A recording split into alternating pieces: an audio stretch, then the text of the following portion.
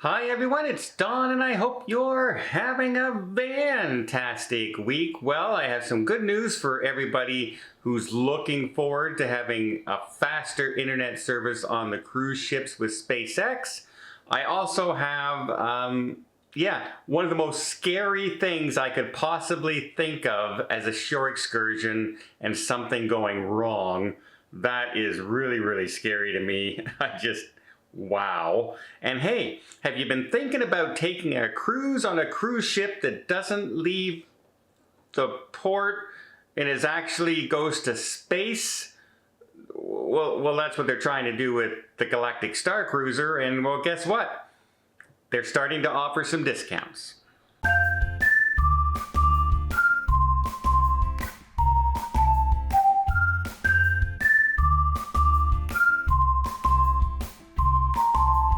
Okay, so we'll talk about the scary shore excursion later. Let's talk about some other stuff first. A little while ago, we were talking about the Galactic Star Cruiser. That's the Star Wars themed hotel that is about 45-hour experience, and you go in and it's like you're in space.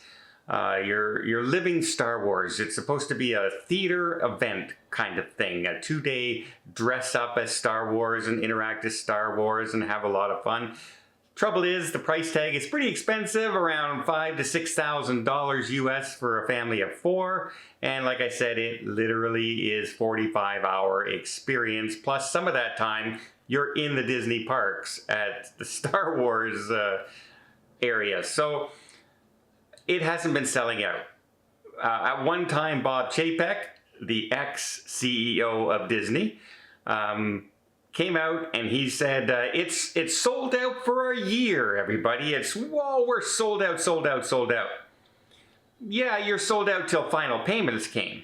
And then people just canceled.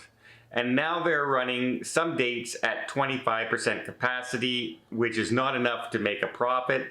They're cutting back staff hours, and they are possibly looking at, they're cutting back also services in there, going from 2 dinner services a night and shows to 1 dinner service and a show a night. It's a little bit in trouble. And so out come the discounts. So if you are a Disney Club member, Disney Vacation Club, if you have property out there, if you're part of that, you are now being sent out an offer of 30% discounts for the Galactic Star Cruiser. They better start offering that to a lot more people, because I don't think it has the return. People will be one and done with this sort of event, right? They're not going to spend $6,000 every 3 months to go into do Star Cruiser. So yeah, discounts have started now. Sold out for a year to, we're not sold out and here's some discounts. Somebody please come. It seems to be what's going on. But hey, if you wanted to do it and you're a Disney Vacation Club member, now's the time to book. Now, so for all of us who enjoy having Wi-Fi and internet on our cruise ships, or have to work on cruise ships like a lot of us do these days, after the pandemic, a lot of people started working from home. That became a kind of a new norm. Well, SpaceX has launched another satellite up there to cover 108 different beams to service the airline industry and the shipping industry, including cruise ships, which expands the deployment and the area coverage of SpaceX. They're hoping to cover pretty much the entire globe, except for Africa, by the middle of next year. That's an ambitious target, but hey, if we can get 10 times faster internet, I'm all on board. Give it to me, I can't wait, because I've had some good internet, and I've had atrocious internet.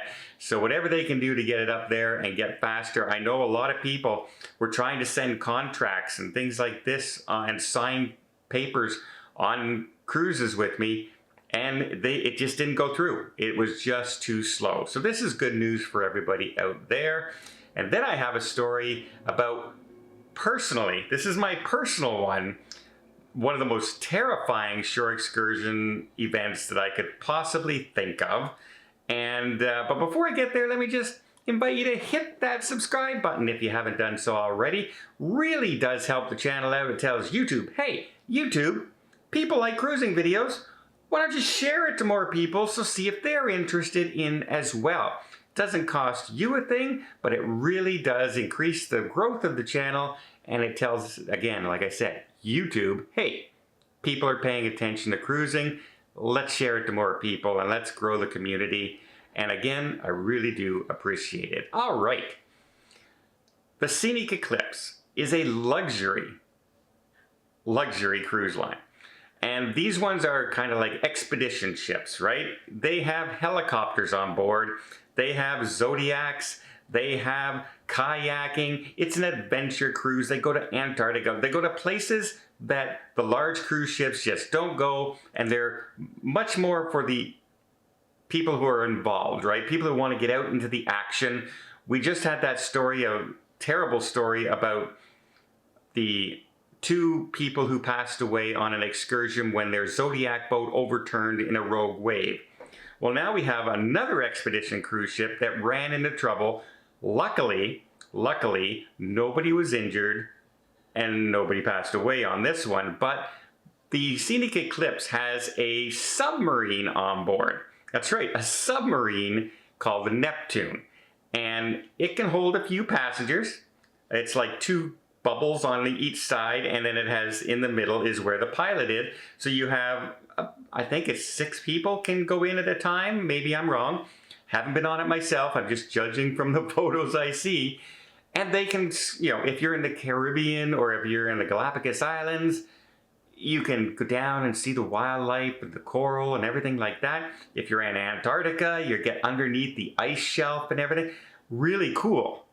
Except when something like this happens. They had what's called a katabatic wind event, where it's cold air meets the warmer air of the water, even though the water is really cold, and it's kind of like a pull down with the gravity forces, and it can cause a big stirring in the ice flow as well, and that's what happened when some people were down on a shore excursion in the submarine.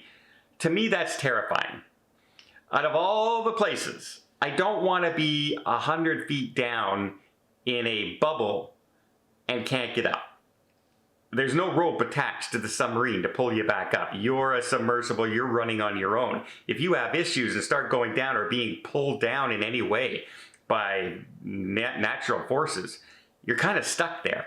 And you gotta, luckily the crew and everybody were able to get everybody back safely during this event. It came upon them really, really suddenly. The waters were calm, the winds were calm when they started the excursion, but these aren't 15 minutes excursions. In fact, this one was cut short, and it was still a 2-hour event that they did. They did get some damage to the actual submarine themselves with some outside tanks, and they brought it into their holding pen. They'll assess the damage, redo the damage, and they've already informed their guests that the submarine is offline until they can make sure it's completely fixed and safe and things like that. But personally, as a person who, out of all the things in the world, I'm a little terrified of heights, but I can live with heights. I'm not really afraid of swimming in the water. I'm not afraid of anything like that. I'm not afraid to jump into a motorboat or head down into a car and drive at 100 miles an hour around a racetrack. Not scared of anything like that. But in an enclosed area, underwater, can't get back. That's scary. That to me is terrifying to me. And I don't even know if I would go in the submarine. I don't know if I could do it. I probably would. I'm pretty adventurous. But can you imagine, like, that must have been so scary for the people on board that they started running into problems like that. Ew. But luckily, like I said, Scenic crew handled themselves. The pilot is experienced at using this machine, like drives them all the time. It's not like they just threw somebody in there who used to drive a bus. So I'm quite sure that the crew knew exactly what they do. They followed their procedures. And because of that, nobody was injured. Nobody had any fatalities. It just, it's one of those events that, wow, this could have ended really, really badly, but it Thankfully, it didn't, and it's really scary to me. What do you guys think? How would you guys react if you're in a submarine and all of a sudden you're being shuttled around like this and ice is slamming up against the ship and I don't know. I know how I would freak out. I'd be sitting there very, very quietly, just like, not making a sound, just, oh my God, get me out of here. Well, leave a comment down below. What would you guys do? Would that scare you guys, or you think you'd be fine? You think you'd be fine. And until next time, I hope you liked this video. If you did, please give it a thumbs up. Want to see more tips, more tricks, more travel vlogs from around the world? Hit that subscribe button. Till next time, have yourself a safe and a great vacation.